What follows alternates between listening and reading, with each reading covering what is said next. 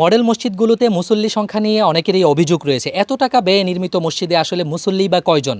সেই মুসল্লি সংখ্যা কেন কম সেটা যদি আপনারা জানেন তাহলে অবাক হবেন। আমি যে মসজিদটিতে দাঁড়িয়ে রয়েছি ঈশ্বরগঞ্জ উপজেলা মডেল মসজিদ, এখানে ৩টা মসজিদ রয়েছে এর আশপাশেই। এই পাশে একেবারে খুব কাছে, এখান থেকে ১ মিনিটের দূরত্বে একটা, এই পাশে ধরেন ৩০ সেকেন্ডের দূরত্বে একটা, এবং ঠিক মসজিদের পিছনে সেখানেও ১-১.৫ মিনিটের দূরত্বে একটা মসজিদ। আমরা আসলে এই মসজিদে কিভাবে মুসল্লি আনা যায় বা নদীর ওই পারে যারা রয়েছে তারা কি আসলে এখানে আসতে পারে কিনা সেই বিষয়ে ইমাম সাহেবের সাথে কথা বলছিলাম। তো আপনাদের আসলে মুসল্লি এত কম হওয়ার কারণ কি, বা কিভাবে আপনি মনে করেন যে এই মসজিদে মুসল্লি সংখ্যা বৃদ্ধি করা যায়? আসলে আপনি যে বিষয়টি বলছিলেন যে মানে ৩ পাশে ৩টি মসজিদ থাকার কারণে আমাদের এই মসজিদে মুসল্লির সংখ্যাটা খুবই কম হচ্ছে। আমরা এই বিষয়টি প্রশাসনকে জানিয়েছিলাম যে আমাদের নদীর ওই পারের যে মানুষগুলো, প্রায় ১ কিলোমিটারের ভিতরে কোনো মসজিদ নেই।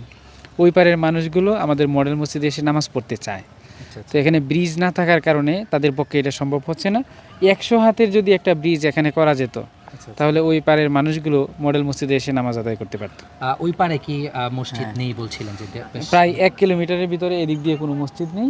এদিক দিয়ে লম্বা একটা এরিয়া, এবং ওখানে ঘনবসতিও। আচ্ছা আচ্ছা। ওই পারটাতে ঘনবসতিও প্রায় নিম্ন আয়ের মানুষগুলো ওই এলাকাতে থাকেন আর কি, আমাদের ঈশ্বরগঞ্জে। বাকি ওনাদের প্রবল আগ্রহ। দেখা যায় যে নদী যখন শুকনা থাকে তারা অনেকেই আসেন। তো আমরা যদি এখানে যদি একটা ব্রিজ করে দিতে পারি, তাহলে আমার মনে হয় ওই মসজিদের মুসল্লি সংকট এটা আমরা কাটিয়ে উঠতে পারবো।